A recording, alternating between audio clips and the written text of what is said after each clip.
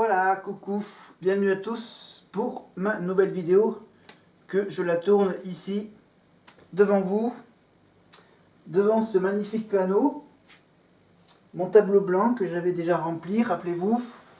Je vous ai parlé évidemment tout ce qui concernait la reine Elisabeth, voilà toute son histoire ici, récapitulée bien sûr avec les principales dates, date de naissance, date où elle est devenue reine, la date de son couronnement, la durée de son couronnement, 70 ans, 7 mois et 2 jours. Bien sûr, les 70 ans qui correspondent au jubilé de platine. Évidemment, du côté masculin, bien sûr, celui qui a le record de du plus long règne, c'est Louis XIV. Évidemment, bien sûr, la reine Elisabeth, bien sûr, avait 96 ans. Voilà, donc elle est morte donc, le 8 septembre 2022. Qu'elle a dû donc, pendant ses 70 ans, elle a quand même visité 117 pays. Qu'il a rencontré 113 chefs d'État, dont 15 ministres anglais, 14 présidents américains et 10 présidents français. Et son règne a duré, bien sûr, exactement en jours, 25 792 jours. 25 792 jours. Voilà. On traduit en disant qu'elle a fait quand même 70 ans et 214 jours. Voilà, donc c'était évidemment toute une présentation donc de celle qui est maintenant avec son mari et toute la famille, bien sûr. Évidemment, on parle évidemment tout ce qui est bien sûr les ancêtres d'Élisabeth, pas les. On parle même pas des enfants dont le prince Charles est un des enfants d'Élisabeth, évidemment avec la princesse Anne, et ensuite bien sûr les petits-enfants de Charles, de William et d'Harry, bien sûr. Hop là. Alors j'essaye d'enlever correctement les pointillés. On s'en fout, alors on fait ça comme à peu près. Parce que là, on vous a parlé bien sûr du personnage. On va parler de la ville. La ville où a eu lieu toute la ville importante, la grande ville qui n'est autre que la capitale de l'Angleterre, là où se trouvent les plus grands monuments du pays. Le palais de Westminster, l'abbaye, l'église, il y a le pont, le célèbre pont, la célèbre grande roue, Big Ben, Abbey Road, la Tamise, les cabines rouges, les bus à 2 étages, les bus impériales, ça s'appelle comme ça. Il y a les taxis noirs, évidemment. Il y a bien sûr les comédies musicales à Londres, évidemment, le Roi Lion, etc. Toutes les comédies musicales. L'équivalent, évidemment, de Broadway à New York. Voilà, Piccadilly Circus. Qu'est-ce que j'ai d'autre? Et Londres. Parce qu'en fait, je vais faire un petit medley. Tout ce qui concerne l'Angleterre. En fait, je vais vous parler. Où est-ce que je l'ai posé le classeur, il est là-bas, mon classeur. Voilà, mon dossier anglais. Alors, par rapport à ce que j'avais trouvé d'autres infos sur l'Angleterre, évidemment. Alors, on va parler. On va rester à Londres. Hein. On parlera évidemment du côté de Windsor un peu plus tard. On parlera. Ok. Alors, on va parler là où a eu lieu la messe. Enfin, le dernier endroit où on a pu voir le cercueil, bien sûr, de la reine Elisabeth, donc dans la célèbre abbaye de de Westminster. Westminster est l'un des édifices religieux les plus célèbres de Londres. Et oui, et cette abbaye a été construite sous le règne d'Henri III. Voilà, Charles III, Henri III. Henri III, donc, c'est le lieu de sépulture d'une partie des rois et des reines d'Angleterre, et aussi des hommes et des femmes célèbres. Le coin des poètes fait honneur aux écrivains du royaume. La quasi-totalité des couronnements des monarques anglais a eu lieu dans cette abbaye. Et c'est quand même une construction qui date pour l'essentiel du XIIIe siècle. La construction au niveau du XIIIe siècle. Le vrai nom de l'abbatiale est église. C'est l'église collégiale Saint-Pierre. Et évidemment, Westminster, ça signifie l'abbaye de l'Ouest.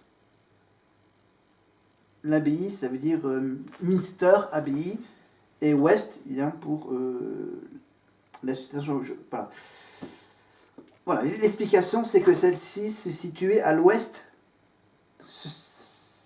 Donc celle-ci se situait à l'ouest de la City.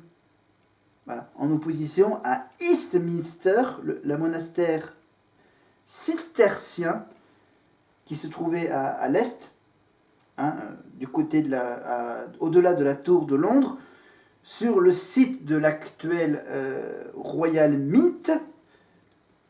Voilà, en ancien français, l'abbaye de Westminster se nommait Aust-Moustier. Voilà, elle est classée au patrimoine mondial de l'UNESCO depuis 1987. Selon les légendes, l'abbaye aurait été fondée en 616 sur le site d'un ancien îlot de la Tamise baptisé Thorney, l'île de Thorn. Voilà. Et évidemment, l'histoire, c'est un pêcheur nommé Aldrich. Il aurait été témoin de visions de l'apôtre Pierre. Voilà. D'où le nom de l'église collégiale Saint-Pierre. Voilà. L'Angleterre est envahie par le duc de Normandie Guillaume le Conquérant, et celui-ci se fait couronner roi d'Angleterre dans l'abbatiale le 25 décembre 1066. Édouard le Confesseur est enterré dans l'église, et 9 ans plus tard, son épouse Edith de Wessex est enterrée à ses côtés. Voilà. Henri III, donc au XIIIe siècle, Henri III décide de reconstruire l'église dans le style gothique.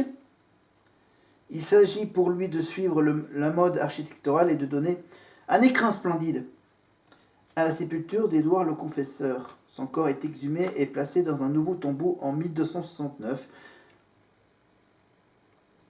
Voilà, nanana. Voilà. D'accord. Depuis Guillaume le Conquérant, on parle maintenant du lieu de couronnement. Depuis Guillaume le Conquérant, le jour de Noël, 1066, tous les rois d'Angleterre, puis du Royaume-Uni, sont couronnés dans l'abbatiale, à l'exception d'Édouard V et d'Édouard VIII. Le King Edward's Chair, aussi appelé la chaise du roi Édouard, ou chaise de couronnement, qui sert à l'intronisation des souverains britanniques depuis Édouard Ier, est aujourd'hui entreposée dans la chapelle Édouard le Confesseur, mais dans l'hypothèse d'un prochain couronnement, le cérémonial veut qu'elle soit à nouveau placée dans le cœur de l'église face à l'autel. Jusqu'en 1996, elle était accompagnée de la pierre du destin, qui était placée sous le siège, et servait autrefois lors du couronnement des rois d'Écosse. Cette dernière est depuis cette date exposée au château d'Édimbourg. Plus de 3300 personnes sont également inhumées dans l'église, dans 16 ou 17 monarques britanniques, accompagnés pour certains d'entre eux de leurs conjoints et beaucoup d'autres personnalités notables, dont 6 premiers ministres britanniques, des écrivains, des poètes, des scientifiques, des acteurs ou encore des explorateurs. La tombe du soldat inconnu se trouve près de la porte occidentale, enterré parmi les rois, parce qu'il avait agi pour le bien, pour la cause de Dieu et de son foyer. Voilà pour l'abbaye de Masnuis. Bon, après, il y a plein d'autres infos là, sur ce monument. Mais on va vite passer au monument suivant. Un monument qui est un peu plus imposant. Le monument qu'on voit le plus souvent à la télé. Parce que bien sûr, c'est là où vit la royauté, hein, la résidence royale, la résidence d'État, résidence officielle royale, néoclassicisme, construction entre 1703 et 1826, ouverture en 1849. Elle fait 24 mètres de haut. C'est la maison de Windsor depuis 1837. Évidemment, le fameux Buckingham Palace, c'est la résidence officielle des souverains britanniques située à Londres. Le palais est à la fois le lieu où se produisent les événements en relation avec la famille royale, le lieu d'accueil lors de visites de beaucoup de chefs d'État. C'est aussi une attraction touristique importante, c'est le point de convergence du peuple britannique lors des moments de joie, de crise et de peine. Voilà. Après, je vous dis pas toute l'histoire qui remonte au Moyen-Âge. Voilà, avec bien sûr Édouard le Confesseur. Nombreuses spéculations à propos de son propriétaire. Charles Ier d'Angleterre a permis au terrain de revenir dans le giron royal. Voilà, les précurseurs du palais de Buckingham étaient des résidents privés appelés Blake House, Goring House, puis Arlington House. Voilà, ensuite ça parle des décorations intérieures. Les appartements d'État forment le cœur du palais où l'on s'affaire et étaient régulièrement utilisés par la reine Elisabeth II et les membres de la famille royale pour les événements officiels. Le palais Buckingham Palace est l'un des édifices les plus connus dans le monde entier. Plus de 50 000 personnes sont accueillies au palais chaque année en tant qu'invités à des banquets, déjeuners, dîners, réceptions et même des garden parties. Voilà, si vous voulez que j'approfondisse, vous me le dites en commentaire. Donc du coup, d'accord. Alors après Westminster et Buckingham Palace, on parle maintenant d'un palais qui est très très très peu utilisé. C'est uniquement pour bien sûr les nouveaux rois et reines, princes et princesses. C'est le palais de St. James, le St. James Palace, l'un des plus vieux palais de Londres. Il est situé entre Pall Mall et le fameux Mall, juste au nord de St. James Park. Bien que les souverains britanniques n'y résident plus depuis 1837, date de l'accession au trône de la reine Victoria, il reste la résidence administrative officielle de la couronne, toujours appelée Court of St. James. Le palais a été construit essentiellement entre 1531 et 1536 sur commande du roi Henri VIII sur le site d'une ancienne léproserie dédiée à Saint-Jacques, dans lequel sont nommés le palais et le parc situé non loin. L'hôpital a été démantelé en 1532. Le nouveau palais secondaire... Voilà, c'est là que Marie Tudor signa le 8 janvier 1958 le traité rendant Calais à la couronne de France. Deux des enfants d'Henri VIII y moururent. En juillet 1536, à 17 ans, son premier fils légitime et possible héritier, Henri Fitzroy, et en novembre 1558, sa fille Marie Tudor. Blablabla. Voilà, on va pas rentrer davantage. Voilà, donc c'est le palais où a eu lieu, bien sûr, la nomination officielle de Charles en tant que prince. Roi, pardon. Le roi. Voilà. Il était prince, il est devenu roi, bien sûr, depuis le palais de Saint James. Mais en fait, évidemment, il y a donc la reine, donc le roi maintenant, qui dirige un peu, beaucoup, le pays. Mais en fait, il y a quand même une personne importante, c'est la ministre, la première ministre, qui se loge au 10 Downing Street. 10 Downing Street est la résidence officielle et le lieu de travail du Premier ministre du Royaume-Uni, de Grande-Bretagne et d'Irlande du Nord. Située sur Downing Street, dans la cité de Westminster, près des chambres du Parlement, au cœur de Londres, la résidence est officiellement celle du Premier Lord du Trésor, mais ce poste est occupé conjointement à celui du Premier ministre depuis 1905. Liz Truss en est la résidente depuis le 6 septembre 2022. La porte noire du numéro 10 est bien connue au Royaume-Uni. Bien que la maison à cette adresse paraisse être une maison parmi d'autres, l'accès à toute la rue est soumise à des contrôles policiers. La métonymie, donc le fameux number 10, numéro 10, désigne dans la presse britannique l'administration du Premier ministre, avec sa modeste devanture et sa simple porte d'entrée noire, avec le chiffre 10, comme il est appelé, est l'une des adresses les plus célèbres de Londres. Le bâtiment est proche du palais de Westminster et du palais de Buckingham Palace, la résidence de la reine et du roi maintenant. Situé dans la cité de Westminster à Londres, c'est le centre du gouvernement britannique, physiquement et politiquement. C'est ainsi non seulement bien sûr la résidence du Premier ministre, mais également son lieu de travail. On y trouve les bureaux, ses secrétaires, assistants et conseillers et de nombreuses salles de conférences et salles à manger, où il reçoit d'autres dirigeants britanniques et représentants étrangers. Voilà. À l'origine, c'était 3 maisons. Voilà, etc., etc., etc. Voilà. Construction, donc 1682, architecte William Kent, de style néoclassique, etc., etc., etc. Donc après, bien sûr, on approfondira le côté Premier ministre et royauté.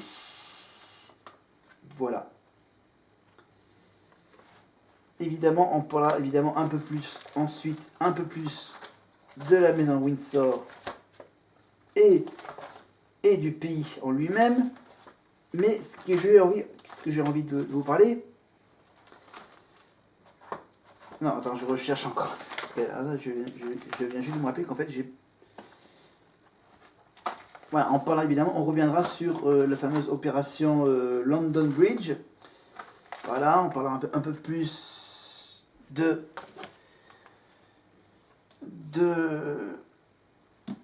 voilà, les autres voilà. Alors on reste toujours à Londres. On reste toujours à Londres, mais cette fois-ci avec la City. La cité de Londres. Voilà, la cité. Elle est à la fois le cœur historique et le centre géographique de la ville de Londres. Située sur la rive gauche de la Tamise, elle englobe le périmètre du mur de Londres, enceinte de la cité romaine de Londinium, à l'époque des Romains, où elle constitue la plus petite des circonscriptions administratives du Grand Londres. Elle se distingue toutefois des 32 autres bourgs londoniens par son statut, qui lui confère à la fois le titre de cité et celui de comté cérémoniel, dont le mode d'administration est unique en Angleterre. Elle compte 9401 habitants selon les estimations de 2016. La cité de Londres, dont l'emblème est le griffon, comprend 2 enclaves qui ne sont pas administrées par les autorités du Lord Maire. A l'inverse, celles-ci régissent certains parcs se trouvant hors de son territoire.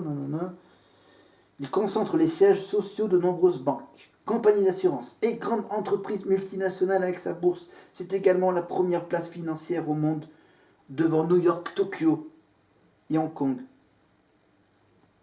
Même si la cité de Londres conserve de prestigieux monuments comme la cathédrale Saint-Paul, elle se distingue aujourd'hui par ses gratte-ciel, dont un qui a la forme d'un cornichon.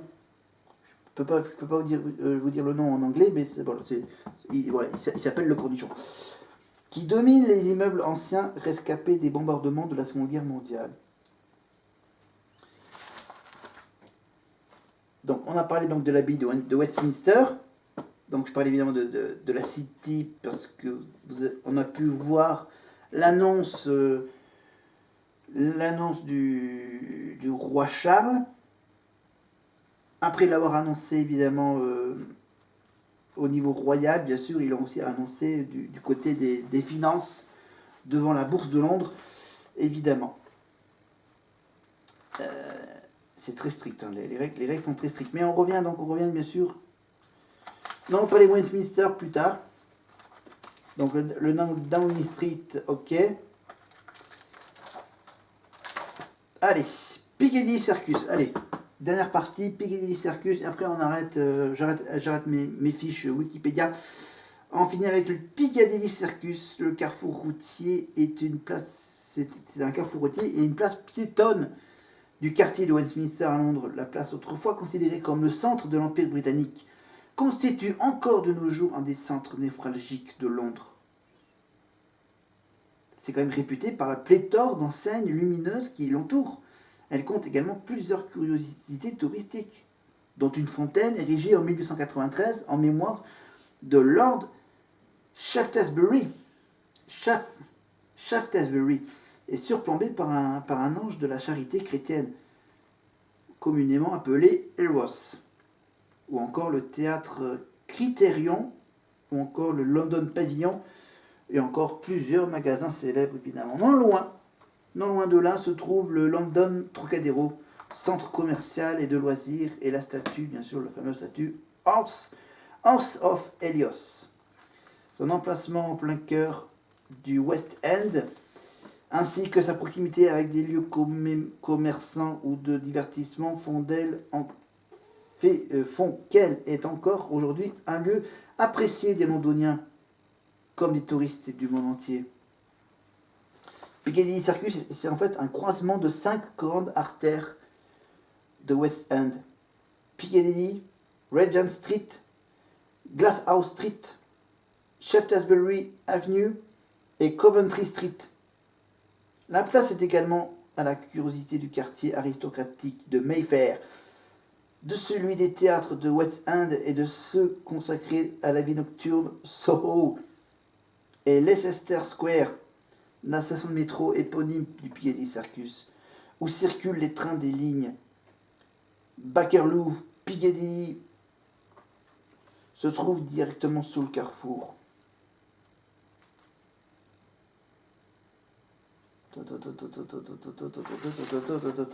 Bon, le dossier est tellement épais que voilà, je lis que la première page, évidemment. Et vous avez sans doute peut-être une petite curiosité, mais je pense que je vais la garder pour la fin. La petite curiosité avec bien sûr la fameuse devise qu'on a vue marquée en français. Mais en fait, Londres, c'est pas seulement ces grands monuments, c'est pas seulement ces grands lieux, c'est aussi là où s'est déroulé, il y a quelques années de cela, des Jeux Olympiques. Les Jeux Olympiques de Londres, c'était donc c'était donc à Londres il y a quelques années de cela, en 2015, si je ne me trompe pas. Alors, c'est ce que je vais vérifier. Alors, hop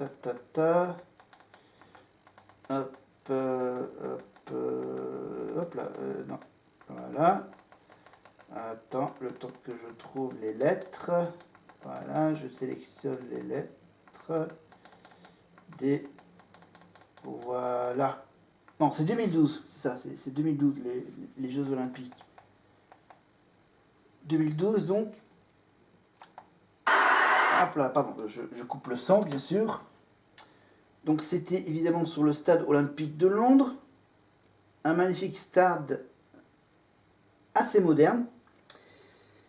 Donc Londres, évidemment, a eu la chance donc d'accueillir les Jeux Olympiques. Donc ça sera nous, en France, dans 2 ans. 2024 à Londres, à Paris, pardon, en 2024, Paris, bien sûr. La cérémonie d'ouverture aura lieu cette fois-ci dans 2 ans sur la Seine. Ils auraient pu avoir l'idée, eux aussi, de faire la cérémonie sur la Tamise.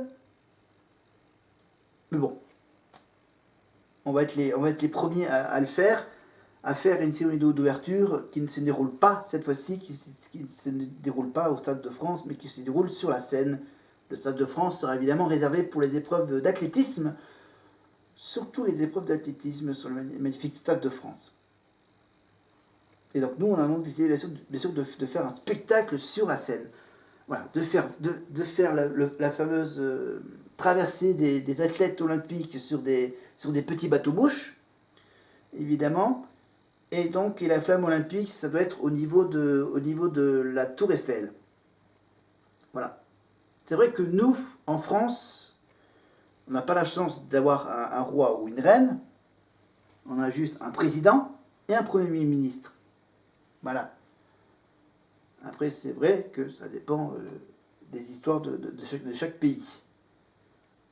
Là, ils ont quand même eu la chance, ils ont la chance, les Anglais, d'avoir eu une reine donc, pendant 70 ans, qui a donc vécu évidemment 7 décennies. Donc, j'avais dit qu'elle avait rencontré, qu'elle a voyagé pendant 117 pays, rencontré des dizaines de présidents français, des dizaines de présidents américains. Et donc, elle a eu la chance de jouer un tout petit rôle dans la cérémonie d'ouverture des Jeux Olympiques de Londres, avec un des personnages les plus célèbres d'Angleterre, personnage de fiction, de film, évidemment, Daniel Craig, le célébrissime, enfin, pour le moment, c'est le dernier James Bond, en date, bien sûr. Je crois qu'ils vont pas tarder à changer d'acteur pour le rôle de James Bond. Donc Daniel Craig qui a eu la chance, bien sûr, de jouer une scène dans le palais de la reine, évidemment, et de l'amener évidemment en hélicoptère jusqu'au stade olympique, bien sûr, avec un saut en parachute, mais tout simplement, c'est bien sûr un peu de mise en scène, avec une doublure pour la reine, évidemment, qu'on la retrouve quelques secondes plus tard, à côté de Jack Rogge, le président du CIO, du Comité international olympique, bien sûr. Et pendant qu'il survolait en hélicoptère, évidemment, toute la ville de Londres, bien sûr, on découvre les monuments les plus connus de Londres, évidemment, bien sûr, dont évidemment, la statue de Winston Churchill, qui se trouve, bien sûr, à côté de l'abbaye de Westminster, bien sûr. Voilà, et puis, bien sûr, pendant cette cérémonie d'ouverture, à Londres, vous pouvez trouver ces vidéos sur YouTube, les vidéos des Jeux Olympiques. Voilà, je peux juste vous raconter évidemment que pour, bien sûr, les anneaux olympiques, ils en avaient installé quelques-unes de ces anneaux sur le célèbre pont de Londres, le London Bridge. Voilà. Évidemment, les stars anglais étaient tous là, évidemment. David Beckham qui était là, bien sûr, pour porter la flamme olympique sur la Tamise, sur un magnifique bateau. Ensuite, on a eu droit, bien sûr, à la participation. Donc, on a donc Daniel Craig. Ensuite, qu'est-ce qu'on a eu? On a eu, entre autres, je crois qu'on a eu... je crois pas qu'on n'a pas eu... Ils ont pas eu... Je crois pas qu'ils ont eu Elton John. Ils ont juste eu la chance d'avoir une petite scène humoristique avec la musique des chariots de feu, avec, bien sûr, Mr Bean, évidemment, le célèbre Rowan Atkinson. Une petite scène assez marrante, vous verrez, sur YouTube, pour la cérémonie d'ouverture. Et pour la cérémonie de clôture, pour fêter la fin des Jeux Olympiques, eh ben, ils avaient fait appel à un groupe de filles. Ouais, bon, ok, ils ont pas eu la chance d'avoir reformé le célèbre groupe anglais, les Worlds Apart, hein, ou encore les Texat, etc.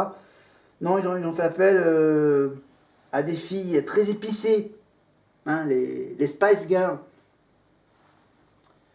Voilà, avec un petit medley de leurs tubes, avec la petite mise en scène, avec les fameux taxis noirs, les véhicules, les chauffeurs de taxis noirs évidemment. Alors en même temps, là, sur l'écran que j'ai à côté, bien sûr, je revisionne la reine Elisabeth et son arrivée légendaire avec Daniel Craig au JO de Londres, évidemment. Jack Rogge, évidemment, qui était là, bien sûr, pour accueillir la reine. Et à l'époque, bien sûr, elle était accompagnée, bien sûr, par son mari, le prince Philippe. Et on pouvait, bien sûr, entreapercevoir, bien sûr, le premier ministre anglais de l'époque, ou encore le successeur de Jack Rogge, évidemment, le nouveau actuel président du CIO. Voilà, et je crois qu'on a aussi aperçu, bien sûr, le prince Charles, le roi Charles, évidemment, le prince à l'époque des Jeux Olympiques.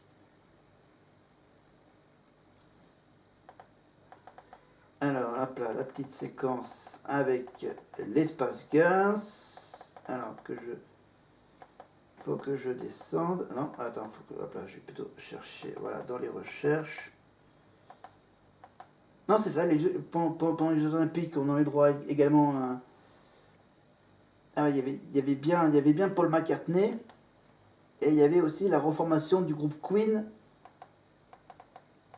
Ok, qu'est-ce qu'il y avait encore? Ah oui, il y avait aussi les Monty Python, aussi. Une petite performance des Monty Python. Voilà. Qu'est-ce qu'il y avait d'autre? Évidemment, John Lennon avec Imagine. Ou encore, pour la cérémonie de clôture, évidemment, on revient bien sûr avec George Michael et sa chanson Freedom. Et il y avait également Ed Sheeran, évidemment. Wish You Were Here. Ou encore, bien sûr, Wonderwall, évidemment, que tout le monde connaît.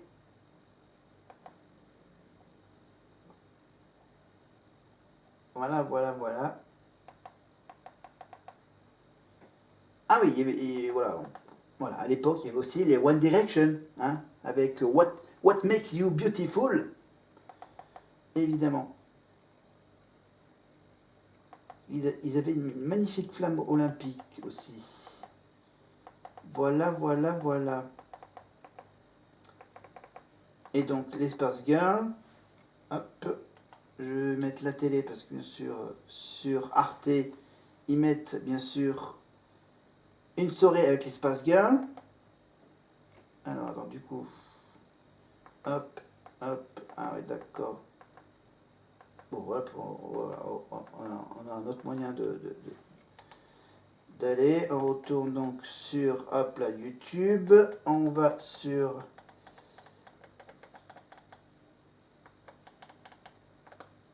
Hop là, si j'ai... Voilà. Voilà, alors, tac. D'accord.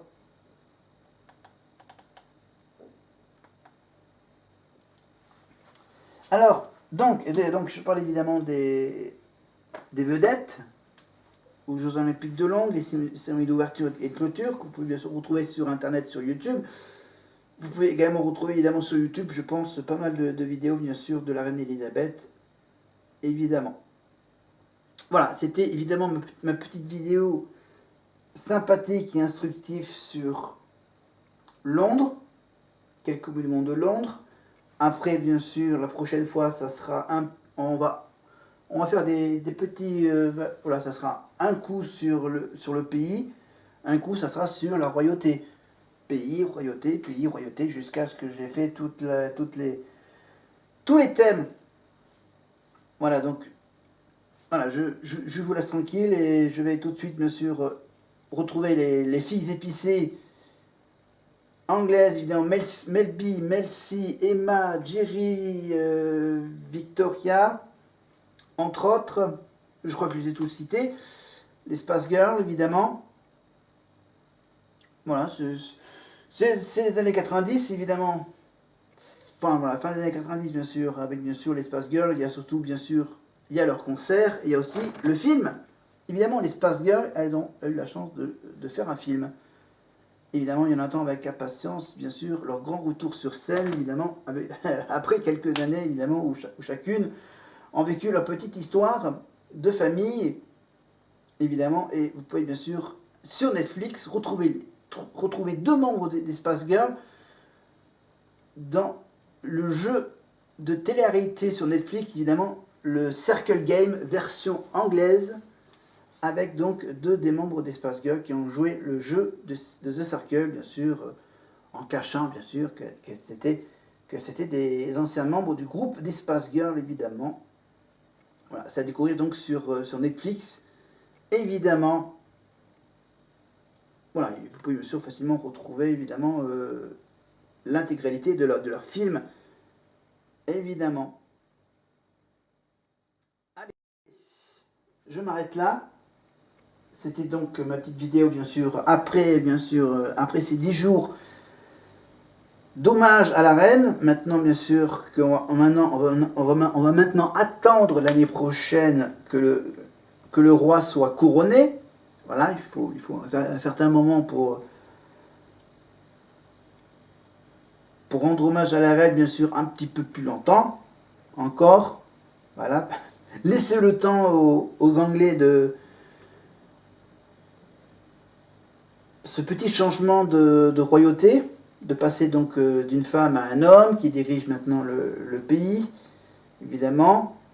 Après, on verra combien de temps ça va durer, évidemment. Après, bien sûr, après Charles, ça sera, évidemment, logiquement, ça sera William. Voilà, parce que lui, Harry, lui, il est déjà reparti aux États-Unis avec Meghan, rejoindre les 2 enfants qui sont restés à Los Angeles, évidemment, avec une babysitter, je pense que pendant ces 10 jours, les enfants étaient tout seuls avec leur babysitter, évidemment, sans leurs parents qui étaient déjà à l'autre bout, en Angleterre. Voilà. Donc, hop là. Je termine, bien sûr, en vous disant, bien sûr, en vous rappelant que vous pouvez toujours vous abonner. Je suis toujours au niveau des 60-61 abonnés.